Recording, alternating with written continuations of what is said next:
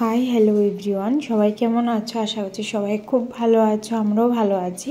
তো দেখো নিয়ে আসলাম আজকে তোমাদের সামনে একটা রান্নার ভিডিও। আর এটা তো দেখিয়ে বুঝতে পারছো, এটা হচ্ছে মাশরুম, যেটা আমরা স্মার্ট বাজার থেকে কিনে এনেছিলাম। তো দেখো মাশরুমগুলিকে একদম ভালো করে কেটে নিলাম, কেটে ভালো করে ধুয়ে নিয়েছি। তো এখন মাশরুমটা রান্না করব, সেটাই তোমাদের সাথে শেয়ার করছি কিভাবে রান্নাটা করলাম। আরেকদিনও মাশরুম রান্না করেছিলাম, ওটা ছিল অন্য ধরনের মাশরুম, আর এটা হচ্ছে অন্য টাইপের মাশরুম। তো কে কে খেয়েছো অবশ্যই কমেন্টে জানিও। তো দেখো মাশরুমগুলি ধুয়ে নিলাম, ধুয়ে কড়াইতে পরিমাণ মতো জল দিয়ে দিলাম একটু নুন। এখন মাশরুমগুলিকে দেখো ভালোভাবে ফুটিয়ে নিচ্ছি, যাতে কোনো জ্যাম বা কিছু যদি থাকে ওইগুলি একদম নষ্ট হয়ে যাবে।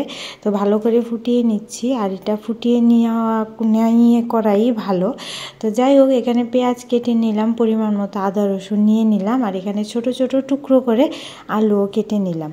তো তারপর দেখো এখানে কড়াইটা বসিয়ে দিলাম, কড়াইতে দিয়ে দিলাম একটি তেজপাতা। তো এখন দিয়ে দিচ্ছি ছোট ছোট কুচি করে রাখা পেঁয়াজগুলি, আর বাকি কিছু পেঁয়াজ, আদা রসুন, জিরে গুঁড়ো, ধনে গুঁড়ো আর সামান্য পরিমাণে লঙ্কা গুঁড়ো দিয়ে একটা পেস্ট বানিয়ে নিয়েছি। তো দেখো এখন পেঁয়াজগুলি ভালো করে একদম লাল লাল করে ভেজে নেব, একটু নরম করে নেব। তো তোমরা কে কে এই মাশরুমটা খেয়েছো অবশ্যই কমেন্টে জানিও। তো এখন দেখো দিয়ে দিলাম একটু পরিমাণ মতো নুন, দিয়ে দিচ্ছি হলুদ গুঁড়ো, দিয়ে দিলাম লঙ্কা গুঁড়ো। যেহেতু পেস্টের মধ্যে লঙ্কা গুঁড়ো দিয়েছিলাম তাই এখানে অল্পই দিলাম। তোমরা যে যতটুকু ঝাল খেতে পছন্দ করো সেই অনুযায়ী তোমরা দেবে। তো এইদিকে দেখো এই যে আমি মশলার পেস্টটা করে নিলাম, তোমাদের তো বললাম এটার মধ্যে কি কি আছে। তো এখন পেঁয়াজটা মোটামুটি ভাজা হয়ে গেছে, এখন দিয়ে দেব এই মশলার পেস্টটা, দিয়ে একদম ভালো করে ভেজে নেব। যত ভালো করে মশলাটা কষানো হবে রান্নার স্বাদ কিন্তু তত ভালো হয়। তো যাই হোক, কার কার দেখে জিভে জল চলে আসছে সেটাও কমেন্টে জানিও, আর কে কে খেয়েছো এই মাশরুমটা সেটাও জানিও। আগের মাশরুমটা থেকে আমার তো এই মাশরুমটা খেতেই বেশি ভালো লেগেছে। তো দেখো এখন মিক্সচারের ঝাড়টা ধুয়ে আর একটু জল দিয়ে দিলাম, দিয়ে এখন ভালো করে হাই ফ্লেমে মশলাটা কষিয়ে নেব যতক্ষণ অবধি না তেল ছাড়ছে। আর সাইডে দেখো আলুগুলি সেদ্ধ হওয়ার জন্য বসিয়ে দিলাম।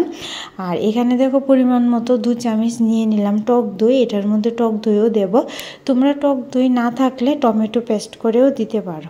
তো এদিকে দেখো আলুগুলিও সেদ্ধ হয়ে গেল, দিয়ে দিলাম এখন আলুগুলি। এখন ভালো করে মশলার সাথে মিশিয়ে নেব। আর কালারটা জাস্ট দেখো তোমরা কতটা সুন্দর এসেছে, আর খেতেও কিন্তু ভীষণ স্বাদ হয়েছে। তো এই দেখো এখন দিয়ে দিলাম মাশরুমগুলি, যেগুলি জলে একটু ফুটিয়ে নিয়েছি। আর এখন টক দইটাকে একটু জল দিয়ে ফাটিয়ে এখন টক দইটাও দিয়ে দিচ্ছি। আর টক দই দেওয়ার পর কিন্তু কালারটা আরও সুন্দর এসেছে, আর দেখতেও কত লোভনীয় লাগছে না? তো অবশ্যই কমেন্টে জানিও কার কার মাশরুম খেতে ভালো লাগে।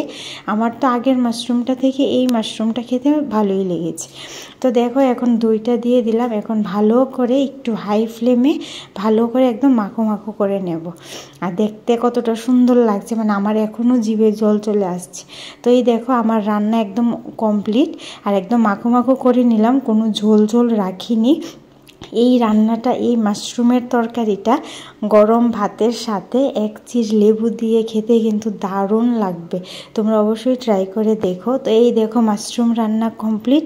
কেমন লেগেছে ছোট্ট রান্নার ভিডিওটা অবশ্যই কমেন্টে জানিও, আর ভালো লাগলে অবশ্যই লাইক কমেন্টস করো, চ্যানেলটা সাবস্ক্রাইব করে দিও। ফেসবুক থেকে দেখলে অবশ্যই চ্যানেলটা ফলো করে দিও। তো আজকের ভিডিওটা এখানেই এন্ড করছি, তোমাদের সাথে দেখা হবে নতুন আরেকটি ভিডিও নিয়ে। সবাইকে টাটা।